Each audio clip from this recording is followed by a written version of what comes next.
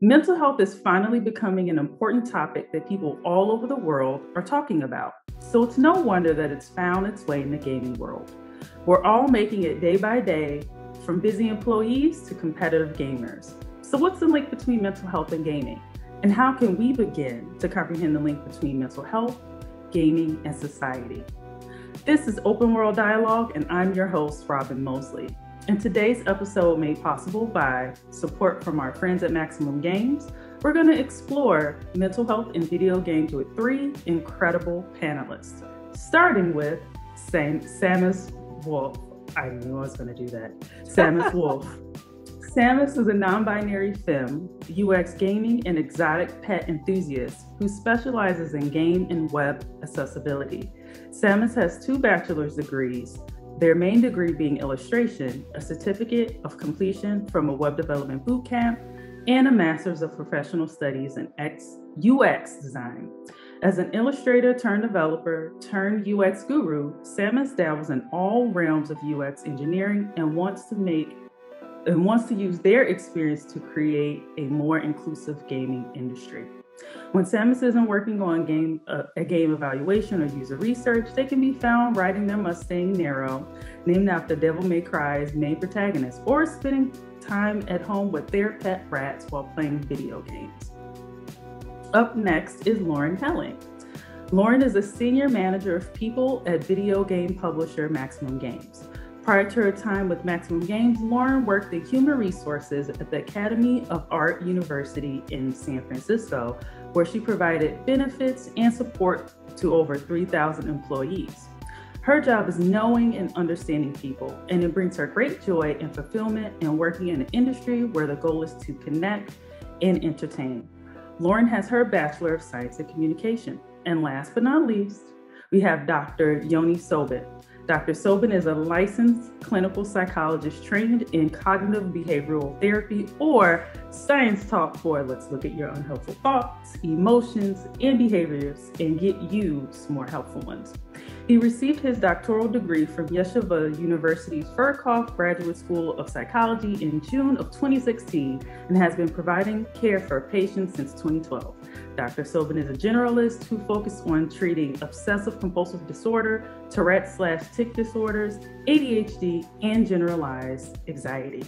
In his spare time, Dr. Robin, aka the nerd therapist, loves building Lego and is an avid fan of Lord of the Rings and all things superhero. So with that being said, thank you all so much for joining, and let's go ahead and dive into the questions, shall we? So we're going to start with representation. I think this is an important part of talking about video games because there's so many ways you can go about discussing it. We do know that there's a huge stigma around mental health, and it is starting to lift, but we also know that mental health is very prevalent. It's very undertreated. 25 to 50% of people will have a mental health issue in their lifetime. And then 2/3 of those people will never get the professional help that they need. And there are many reasons that we can talk about as to why that's the case. That being said, being able to have conversations is so important, and be able and to also remove the stigma and normalize the human experience. So how do you think gaming has influenced these discussions around mental health? And anyone can start. It's just so interesting because, I mean, games, you can see the evolution of games, right? Over the past 40 years that like gaming has been in the mainstream. And in the beginning, there was like nothing. It was very like flat and sort of like straightforward. And now we have games that are centered around complex mental health issues where they are the forefront, or something with like a more subtle undertone. For example, I think of the game Until Dawn. Like there's a huge impression on mental health in that game because the antagonist has schizophrenia, and it's very, very heavy-handed. Like you're in and out of a psychiatrist's office as Josh is like, I mean, spoilers, I guess, but sorry. If you haven't played Until Dawn in 2022, I don't know what to tell you. But you're in and out of the psychiatrist's office, and he's clearly like having a mental breakdown, and like I can't speak for folks with schizophrenia or any kind of psychotic disorder, but you know, it felt like it was demonizing, but it was very interesting. Like I thought it was a very interesting way of portraying schizophrenia. I thought, like, especially because it slowly leads you through, because you don't realize that you're in Josh's mental space until way later in the game. But then again, Until Dawn really highlights kind of the negative parts of like what games do with mental health. Like you're in a sanitarium for a long period of time. The sanitariums, I feel like, are beaten to death. That horse is like buried and decomposed at this point. You know, there is no horse left to beat. Does anybody have like a different opinion on that? Personally, I think that it showcases a lot of really interesting parts of like mental health in a negative way, I guess, but also like it really plays upon those negative values, which, like, I have friends with psychotic disorders and I know that they look at media and they're like, this isn't great. There's not really good representation of me. like there's interesting things, like that game is very interesting, it's very fun, but it doesn't represent me as a person, you know? Yeah.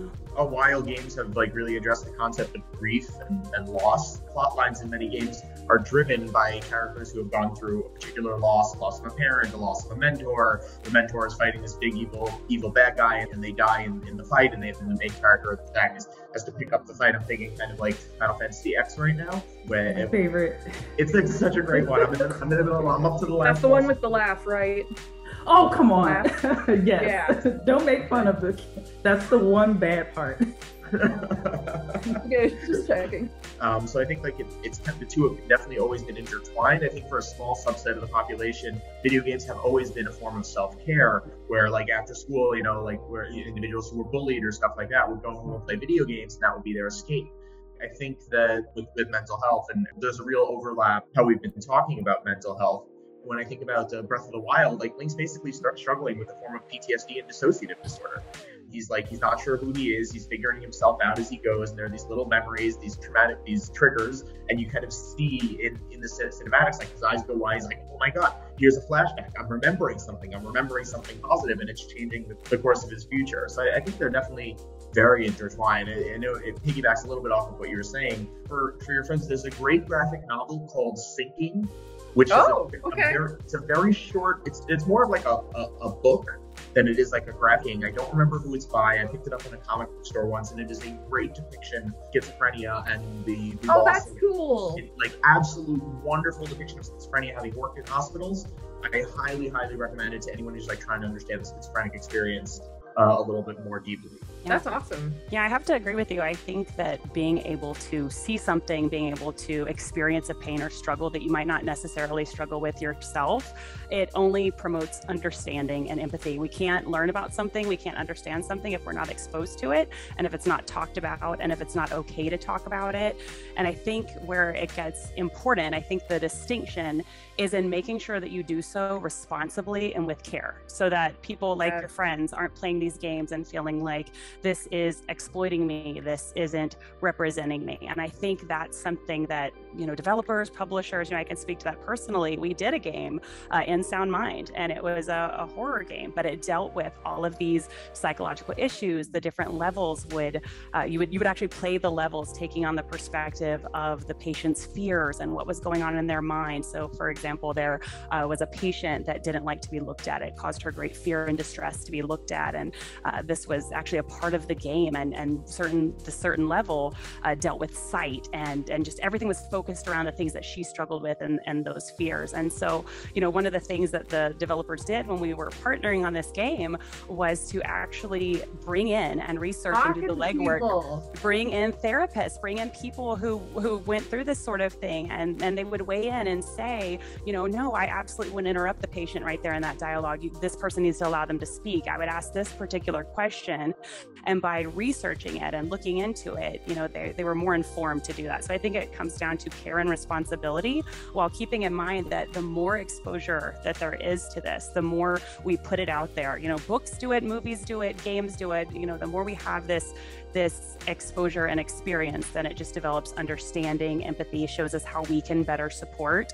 And I think that's super important, to not shy away from the conversation or to be scared to address those kind of things too. So there's kind of two sides to that coin though, right? Like there's the side of like showing the struggle, like as someone who lives with bipolar disorder and OCD, like my day-to-day life can change. It can be really, really tough, or it can be really easy depending on if I'm manic or depressed. Like if I'm manic, I can do like 10 person's jobs all at once. But if not, I'm like sleeping the entire day.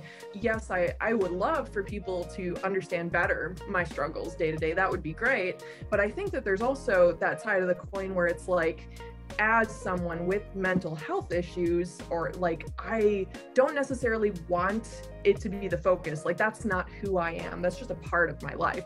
For example, I think this is a disability thing, but V from Devil May Cry 5, which is my tattoo inspiration, he is a disabled character, but that's not the focus on it. Like he uses a cane, he often gets exhausted, he needs to rely on it, and there's like underlying reasons for that because his body is slowly disintegrating.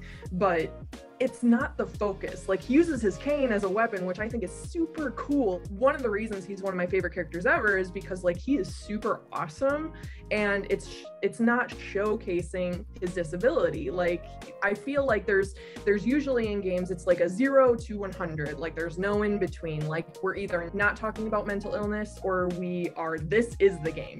Mental illness is the game. And I would say that there's very few games that fall in the middle. I would say Devil May Cry is one of them, and even though it's very subtle, I think it does something well. People who have to use a cane, like that's probably pretty cool to them. I mean, I haven't gone and polled everybody, but I think that's dope. Another game that I really love is To the Moon. To the Moon, it's a super cute, like little indie game. Kan Gao is the developer at Freebird Games, and he's made amazing games. Again, another tattoo inspiration.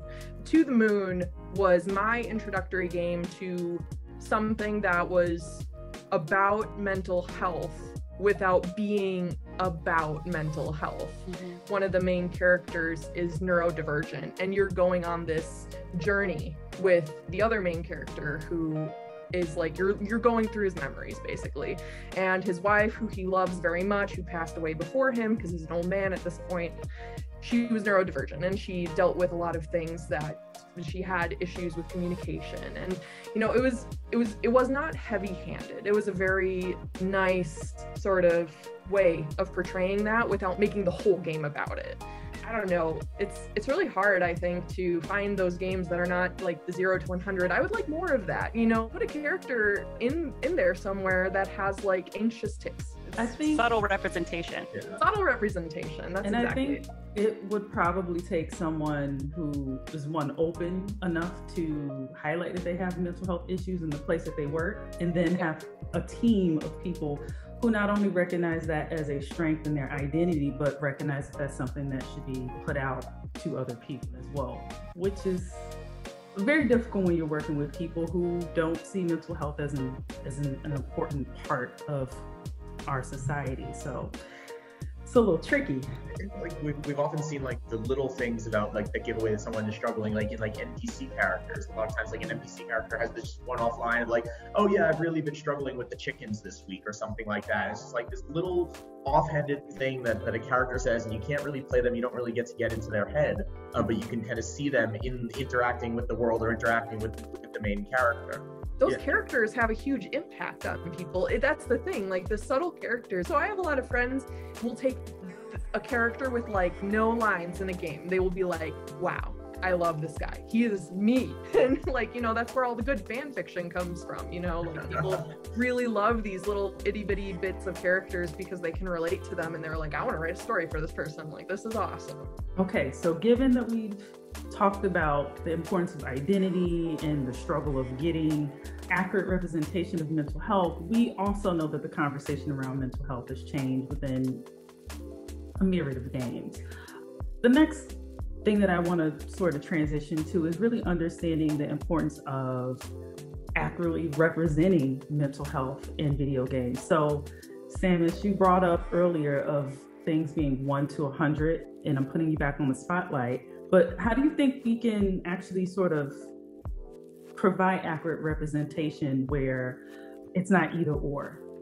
I talk about this all the time. One thing that I really despise in the gaming world, especially in the horror gaming world, is that the psychological part is done to death. Psychological horror is done to death, and it's done to death in possibly like 95% is in a negative way. 95% is a crazy person is after you, or you're actually the killer and you're disassociating.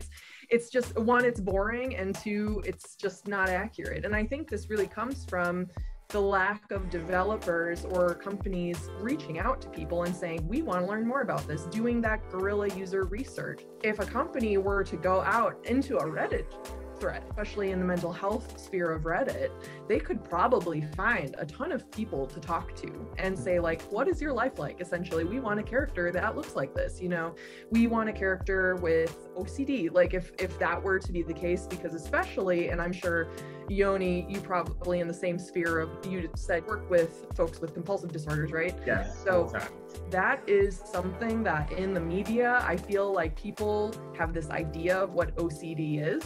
And it's, you got to clean things. You got to make sure everything is in order, you know, and it's like, that's not my OCD. My OCD is I have rituals and I need to like collect things and I have emotional attachments to them. And it's very different for me from what the media wants to say it is.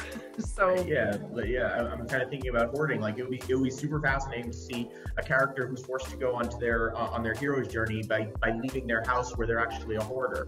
And you know, and part of it is like, you know, maybe kind of exploring the idea of like them collecting things along the way, and they end up burdening down their peers with like all these things that they've collected, and the whole group can't carry it with them or something like that, and like having to sacrifice specific items. A lot of the recent conversation about mental wellness, mental health, the conversations used to be about mental illness. Like I want to just like super touch on that super briefly, how the conversation has actually changed from the idea of, you know, a mental illness focused conversation to a mental wellness focused conversation. And that's been a really big shift that we've seen in terms of literature, in terms of psychological research, focusing on self-care and distress tolerance and emotion regulation, as opposed to just focusing on the traditional studies, things like depression, anxiety, OCD, phobias, this, that, or the other, schizophrenia even, you know, in terms of like the conversation around schizophrenia, just to use that one, it's much more focused on community incorporation, community integration.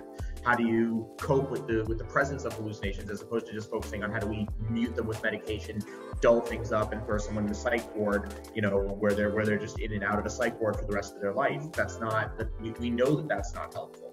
So like seeing these little characters, maybe you can go into the body of like, I don't know, maybe there's some sort of game mechanic where you play as like a little NPC for a little while. Someone's struggling with a particular issue and you need them to solve the side quest because they're the one who has the specific piece of information about the specific relic item, and you know, that's in the town or something like that, and you jump into that character for a little while just to get a sense of what it's like. And they have a different stamina system where like their stamina drains quicker because they're struggling with depression, or their stamina drains quicker because they're struggling with OCD. I'm taking notes over here. This is know what this game is, right? You know, anything like that. I think it will be fascinating. So yeah, please.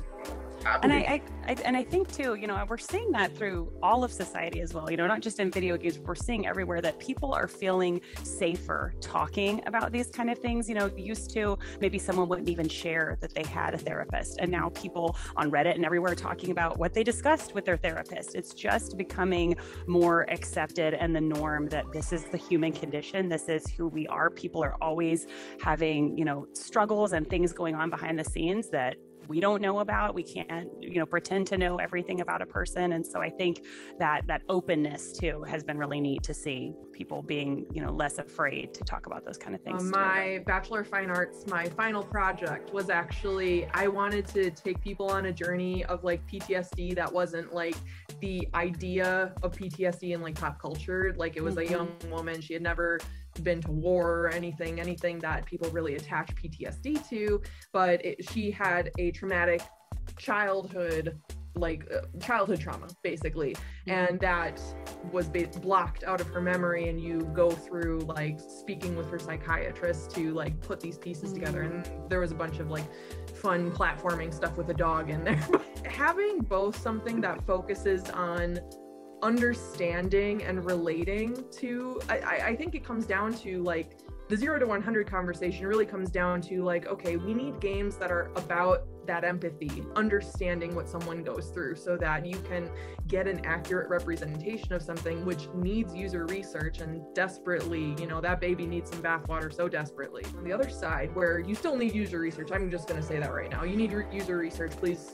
You know, like the other side is that subtle stuff, you know, the subtle stuff that is just like, well, this isn't the game, and that's great, it's not a focus on that, but there's this part that I can relate to as someone with insert X here. Or also like talking about self-care. Like that's another thing in games I think that is very important, you know, the positive vibes that you get from it, because I can definitely tell you when you were saying like people go home after school, I was like, I can get lost in this story. This is super awesome. I can become someone else. And I mean, that's not quite like the representation within games, but you know, like that's super important. People being able to go and enjoy games. So maybe there's the absence of like problematic dialogue or information. So could be a lot of things. I was just going to talk about coming home at the end of the day and playing Breath of the Wild and how like wonderful that was. It was phenomenal, and it was like a real escape from the stressors of daily life, and that's something that like we all need a little bit. That open world stuff, like where you can I was like, oh my god, this game is amazing. I can go on whatever path I want. I can choose whatever order I want to do things in, and sometimes that affects the side quests that I can do or something like that. Like creating games for the escape. Right? Yes. A lot of games are created for the escape. Yeah. There was this new game that I just downloaded called Figment. I don't know if either of you have ever heard of it. I saw it it was on the Switch sale, and I was looking for like games that are on sale. And it seems like this game where you go into the imagination, and you have to solve puzzles that are based on on common core common themes of creativity and figments of imagination, and also fears. It's fun. I think I'm gonna go play it like this week, and I can try to let you guys know how it is. There's this other little game called Phobia. It's a very short platforming game, very, very short. You know, it's probably about a 40-minute playthrough, maybe at most. But it's just like it touches on like these just like fears, like not knowing exactly what's coming, which is a very common fear that we all have. In fact, it's like the core thing with OCD is like not knowing what's coming, and that's one of the scariest things. And you just go through as this little character who's like walking in the woods, and there are all these like little obstacles and hurdles, and you never know when the ground's going to fall out from under you, and you fall into a pit. There's like a swinging tree branch, or this wolf that chases you, which is like this common, like this big dark monster that chases us. And it was a really enjoyable playthrough. That's enjoyable. I think I'd be freaking out. Yeah, I've never played Phobia, but I've heard of it, and like your description of it is like making me itchy. The whole way that the game designed, it's very simplistic, and it's very like, that there are cracks in the ground, but you don't know exactly where it is, and then you fall and you die, and you restart from the last checkpoint. And it's very straightforward. It's very quick. It's less creepy than it sounds, but it's not really bringing me enjoyment or comfort. I'll stick to games like Yonder, my clean-cut chronological objectives that bring my OCD comfort of checking a box and going that way. I don't know about that one. I know that we're moving on, but has anyone here played Flower, which is the game where you're a flower? I haven't, but I've heard.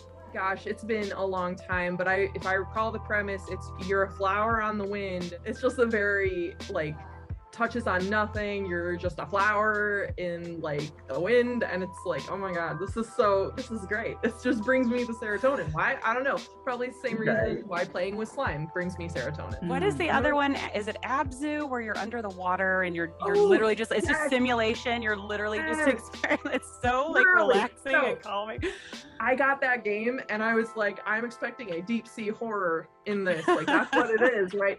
And then I started playing it and I was like, that's not what this is. But then I couldn't stop. I had to finish it in the same day. I was like, this is great. I can explore prehistoric fish buildings. It didn't make any sense, but it was wonderful. I loved it. You're giving me all of these game titles that I'm like, oh, I should just try all of this stuff, except for the one you said, Dr. Sogan. I'm not playing that. Skip over them at the cracks you fall in. Anything chasing me is already like a no. I'm like, I can't do it. And that's why I don't play horror games. And I was afraid of all of those and gave me nightmares. Until Dawn. It's frightening. It's so frightening. Until Dawn is scary. Haunting Ground. No horror games. Played Haunting Ground? Boy, howdy.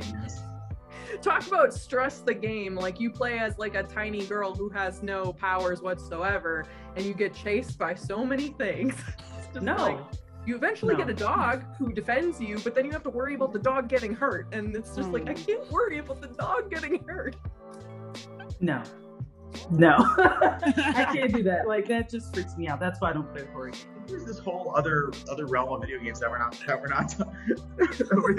we didn't even touch on, which is cooperative play and social emotional bonding. The cooperative gameplay and like what it means to like play cooperatively with somebody else, like playing, I don't know, even just Super Mario Maker or Super Mario Brothers. Yeah. Talk about how important that was during the pandemic. Yeah. Which is exactly like cooperative gaming was key. Interacting with other players in an open world builds social emotional bonds, positive social interactions. A lot of people have really good gamer friends that they've never met. I can speak to that. My mom is 60 years old, and she gets on her Switch every single night and plays Super Animal Royale, and she tells me, such and such username is on, and we played together last night, and the next day. These are her friends. Wonderful. These are people that she connects with, and it kept her from a lot of isolation during the pandemic. When I'm interviewing people for jobs, I interview multiple people a week usually, and all of them, whenever I ask, what games do you like to play, they're always telling me a game that connects them to their friends back home, or connects them to someone else, or their friends from college, or whatever that is. Games connect us. That's what they do. And so it's so cool that during the pandemic they could be a bridge for that. It was just Animal Crossing New Horizons. Yes, ma'am. That's another one. Talk about a game that really connected everyone at like the peak of the pandemic. Like, I haven't given up on that one. I'm still playing it. I know. Like, this forever. I've re-rolled my island like 3 or 4 times and never get old. Like my niece and I would sit down after she got home from school, and we would just hang out on each other's islands and stuff. It's we connected. I've connected with so many people. Some people would like connect with famous people, just re-rolling, like not re-rolling, but because they left their island open to visitors. Famous people would just come to their island, and you'd be like, am I really talking to? Is this for real? The timing of that was just perfect. It was March 2020. We were counting down the days, and just perfectly timed with the pandemic for people to connect in that way.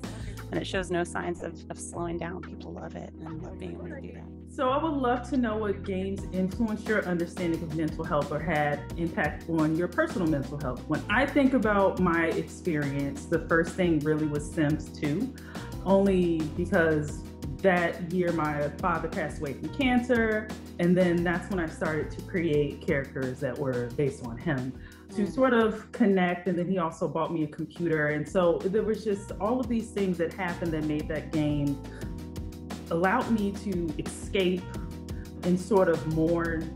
It was strangely give birth to my father in that game, then have him grow and then mourn him all over again. And so that game pretty much, all of the Sims games, even though there's too many of them and takes all of my money, but that particular series means quite a bit to me and still gives me the escape from things when I'm feeling stressed out. So for all of you, what games influenced your mental health? What gave you this profound insight into life, or some other minor things? I'm not going to make it all grandiose. I'll chime in right there just because I can relate to you so hard with that. I absolutely love games like Sims and just any kind of simulation game. Like, I'm the person, I wasn't joking about the OCD. I'm the person that when I would play games with my brother when I was little and he was younger, I would get very stressed out when he would leave the rupees laying on the ground in Ocarina of Time, or he would pick up the jiggies, or he wouldn't pick up the music notes, like don't pass up the resources. Like I like that structure and that routine. And for some reason, it was like a place where I could channel that need for, you know, structure and organization and all of that in a safe place. And so I could build these characters and make sure they were healthy and they were fed and they were happy and their meters were all the way up. And so that was just a nice escape for me, and a thing that I just really got a lot of joy from. And at the same time, also, you know, making sure that I realized that it was for fun and it was okay if I left these characters for a while and didn't have them at their highest, you know, stats or whatnot, and it was okay. But I definitely relate with Sims and you know, like I mentioned, Yonder, and games where you can accomplish those objectives and things. So I'm sure you're having a field day over there, Doctor. Like, let me just tell you what this means. As you were asking the question, I was thinking about Roller Coaster Tycoon. I think was the first one that really. Oh, I love that. And I remember like my creative spirit just got to like be unleashed, and I would come home at the end of the day and I would go onto the computer and log on to you know the Windows 95 or whatever it was at the time. Oh God, I'm dating myself. No, I'm gonna do it. And play Roller Coaster Tycoon. And I would create these like different themed worlds, like Chocolate World, and then I remember I tried to make a Lord of the Rings themed park at one point. And like also for the more darker urges, like when I was feeling like I was like feeling destructive, I could make a roller coaster that would just kill everyone on it when it went, and like it just wouldn't just like it would and then it would crash, and you'd see this explosion in the game, and I was like, oh, okay. Sometimes I would see how many people I could make throw up in the park by like making the most crazy roller coasters that you could possibly imagine that wouldn't kill people, but that would make them nauseous and like and things like that. I'm a sick one. What can I say? That reminds me of just, you know, Sims taking the door off, setting the stove on fire, and just taking the ladder out of the pool. Yep, exactly. Also like Age of Mythology, I liked a lot of those like level advancement, build the world, build the army, and then you go on a particular quest campaign as it goes on. And I remember when I was playing Breath of the Wild, I remember distinctly thinking, these are kind of flashbacks that he's going through, and he's having like memory loss, and he's not sure who he is and identity. Like he knows that he's Link, but he doesn't really know what that means completely. He just knows that he's a super fighter. You know, it's so interesting. I feel like we all kind of have themes here where it's like how we get our serotonin is all individual to us three, because I was going to say games with significant replayability, because I have a really hard time getting turned on to new things. For example, I've seen like 2 of the Marvel movies because like I don't know that my brain could take all like 20 of them. It's just there's too many now for me to start. Basically, I'm just gonna watch the Spider-Man ones and that's it. But that being said, games with replayability that I found that like I could get through, and it didn't take a billion hours to do. So when I was a kid, when I was very young, and it was late 90s, Little Howie's Funhouse was one of my favorite games in the world. If anybody remembers that game was it was so weird and like probably had some themes that shouldn't have been in a kid's game, but it was like my favorite. Even my parents played through it several times. Freddy Fish, another series. Freddy Fish. Like I played Freddy Fish as an adult. I love Freddy Fish, okay? Like you can just play it and like it takes like 20 minutes to get through the game as an adult. And you know what? It's wonderful and I love it. Like those just little replayable things. Like I will replay Freddy Fish because it randomizes stuff like 3 times in a row, because it's just like, well, this is like simple and fun and, you know, really straightforward with happy characters. And like it has a good thing at the end, you know, like the enemies aren't really enemies after all. It's just very cute and I love those things. Putt-Putt. Putt-Putt was also another one of my favorite. And other games that I come back to as an adult very frequently are like Minecraft. Things that like, I mean, that's a game where you can spend a lot of time doing something, but it's doing the same thing over and over again. And it's great. You know, I don't have to beat that game. I can just build stuff.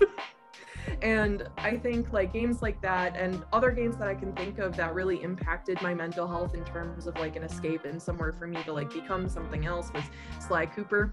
I played that game to death. I played so much Sly Cooper because all of the characters were super fun and like the boss battles weren't overwhelming. That for me, that's very important to me, that the boss battles aren't overwhelming.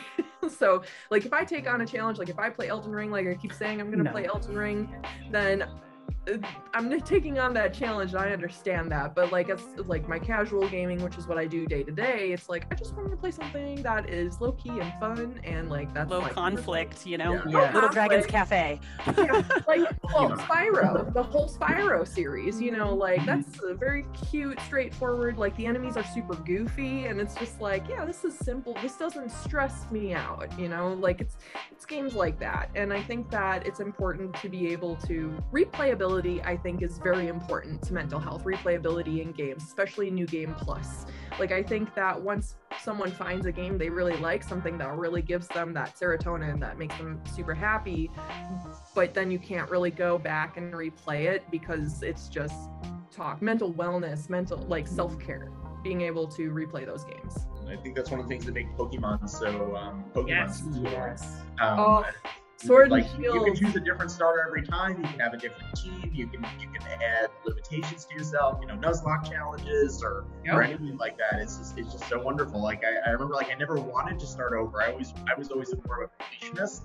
Yep. So I would have my starter character, and like every now and then I would start a new game, like try it. Like most of the time it's just like, no, I'm gonna try and get every single Pokemon. I'm gonna get them to level 100. I'm gonna go to the Elite Four without losing a single life, or whatever it was. Oh, I love Blaze. That was my starter too. The fire chicken, very good. Yep. He's great. Yeah, totally. I think that the Pokemon games have really like highlighted my favorite game of the series so far is Sword and Shield. Literally every single game it's the same basic formula, except there's like different hurdles going in, and they're finally kind of changing stuff up. Like I really like Pokemon Arceus, but there's some stuff actually in that game that is very frustrating to me. It's not a very accessible game, it's just one of those things where this is really difficult, and it doesn't feel like the game was really made for this type. The Pokemon series is so popular, and it's coming from a long line of people who have not only played it since they were kids, but kids now. You know, the kids who are interested. Like a user feeling discouraged throughout the course of the game, like it's not conducive to a good game, or yeah, it's frustrating. Yeah. And some people like that. So like I've had a conversation with a friend, you know, like who loves the Dark Souls series, which Arceus kind of presented a similar challenge. Like, I mean, obviously Arceus didn't have quite the intensity, but very similar challenges in terms of like the punishing, you know, like the punishing of the character. You're losing items. You can get into a point where it's really difficult to evade wild Pokemon. You get put into areas with Pokemon wildly outside your level, and you have no idea why. And you know, that's scary. And they loved that part of the game. And to me, I was just like, oh my goodness, the user experience here is wildly outside of what I'd expect from a Pokemon game, nor what I want from a Pokemon game. Yep. Same. Same. I feel like it's one of those things when you start looking especially into accessibility, you know, because of games that just don't have like kind of the bare bones of accessibility, and Arceus is one of them. Really, unfortunately, there's just not a lot of robust actions to give people who don't want that level of difficulty. Difficulty should be a sliding scale that you can choose options to lower it, you know, by like, for example, I think that it's Hades has like a god mode, which Hades is amazing, by the way. Hades, I love, sweetheart game of, in my opinion, a lot of accessible features.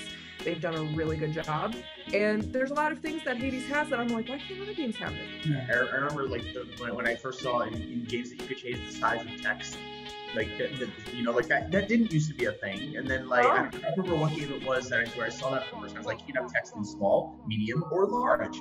And I didn't think about this at the time about how that's, you know, user accessibility, but it really is for individuals who maybe struggle with dyslexia or struggle with learning disabilities or who are hard of seeing. Is that a phrase? Hard of seeing? Sight? We'll make it one. I don't know. It's like it's a real accessibility piece. And that's huge. Like one of the things that I did notice in Arceus was the lack of, like I said, the bare bones. Like you can't really adjust the text size. Like there is an adjustment, I think, but it's not really, it doesn't impact much. that there's really no haptics, and it's just, there's a lot. I have a lot of opinions about that. Was Arceus super fun? Absolutely. I played that game for like a week straight and didn't sleep, okay? Like, I loved that game, but there were just some things that it's like, this could be amazing. This could be my favorite Pokemon game, but it's just not. Right. I hear. All right, so we're winding on down. Since we're getting a little closer to 5, I want to make sure that you stay on time here. And I'm going to throw out the last question. Samus, don't worry. Like, there's so many things I wish I could have said about Arceus, and I'm going to stop because we don't have time, because there's complaints on my end too, but whatever. That's another day. So I'm going to throw out the last question to all of you. And I just want to know, there are still many, many challenges within mental health regarding the gaming industry. So what do we need to do to continue to drive the narrative forward so that there's positive connections to mental health and gaming in our society? I will just chime in and say that I loved actually listening to all of that, because I love having these type of conversations. I love the fact that we're talking about these kind of things. And I think that's what we do to drive the narrative forward, is talk about it, make it something that we focus on. You know, if developers and publishers sought that sort of feedback of, you know, what made this particular game inaccessible? What could we have done to make it more accessible? What is your experience with this? What were your frustrations? You know, if we do those kind of things, then the next game can be that much better and that much more accessible. And so I think, you know, like I kind of said in the beginning, is not having this be a topic that we shy away from, but that we're willing to talk about, that we're willing to share our experiences on, you know, and having those developers and publishers ask those questions and be open to feedback is a really good first step. And, you know, I think some of it, you know, might not, it's not necessarily, you know, negligence, just not even thinking to have those conversations. And I think it's so important to make sure that that's something that's being done, to open the door to that and to just keep talking about it, having panels like this one, having discussions around it. And I think that's where it starts, is normalizing those discussions for change. Well, yeah, like, I will harp on user research being the most important component of any entertainment, whatever, you know, because we have devs who want to have these different characters. And I think that there's one of two problems that happens is, one, they're like, well, I want a character with insert thing here. And then the team's like, well, how do we write that? We don't want to offend people. And then it gets, you know, cut. Or we have folks who are like, well, I want this. And then nobody on the team has any experience or empathy with that. So they're like, yeah, sure, we'll just figure it out. We can use pop culture to kind of drive this character's motive. And it's like, you know, having those conversations with people, like, go do some guerrilla research. Like, I live by guerrilla research, where you go out and find folks in the wild and you have those conversations with them, compensate them for their time. It doesn't have to be that much. It's just super important to talk to people. I think that, like, which is exactly what you said, Lauren, talking to people, having those conversations. And instead of saying, well, I don't know how to write somebody like this, go out and find people and be like, how would you write? But I think also in terms of like the dialogue, in terms of having dialogue be like real dialogue that a person would have like with their peers. Yeah, like, you know, like, I'm really discouraged by the, you know, by the loss of I don't know, insert character name here, or, you know, like, you know, today the death of my dad is really weighing on me. You know, how do I move forward with this? I'm feeling like, you know, like I can't fight this battle. So like sometimes like in cutscenes, or have the cinematics in the cutscenes be indicative of these moments where like you see these characters lose their heroic shield for a little while. I think that could go a long way in terms of like, oh, they struggle too. They've got these mental wellness issues also. They're not just these blanket heroes that can do anything at all times, no matter. Ooh, there's my mindfulness bell. Sorry. Very important. Very important. There's another one. There's the second one. But like really incorporating what it means to be like a human in these kinds of worlds, as someone who's struggling with issues. Yeah. Establishing that relatability. I like exactly. that. Empathy. Yes. Give people that empathy, like train them if they've never empathized with someone, you know, like somebody who's entirely neuronormative and like has no issues with mental health. I don't believe anybody like that exists, but yeah, no, it's not real. But, you know, folks who don't deal with that stuff on a day-to-day basis, just like learning how other people do. Like, there's a lot of aspects of mental health that I don't deal with on a daily basis that other people do. I would love to hear from them, like what their life is like, or like even have a snippet of that in something, especially represented in my favorite type of media, which is games. Like, yeah, it's just having the conversation. Like Lauren, I think you nailed it. Like having that open conversation, the open dialogue and understanding. And then like Yoni, I think that what you were saying about like being able to become that person in that world, and like being able to see through different lenses. It doesn't have to be the whole game. Right. It could be part of it.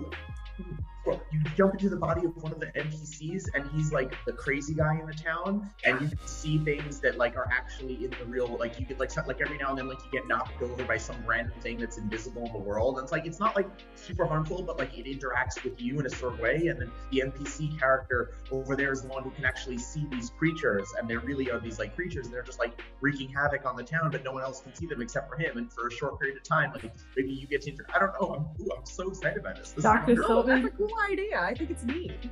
Yeah. I'm going to stop you all here. We can keep going, but we're at time. So this was so wonderful. I want to thank everyone who's watching this. I hope you've learned something today. We've discussed how mental health and gaming are connected to one another, and just how complicated mental health, society, and gaming really is, both from a positive and great perspectives. I want to thank all of our panelists here for taking time to sit down and enrich our lives in this subject. This episode was made possible by support from our friends at Maximus Games, and come join Open World Dialogue right here on Twitch every second Wednesday of the month. This is Robin Mosley signing off, and I hope you all have a wonderful day. Bye.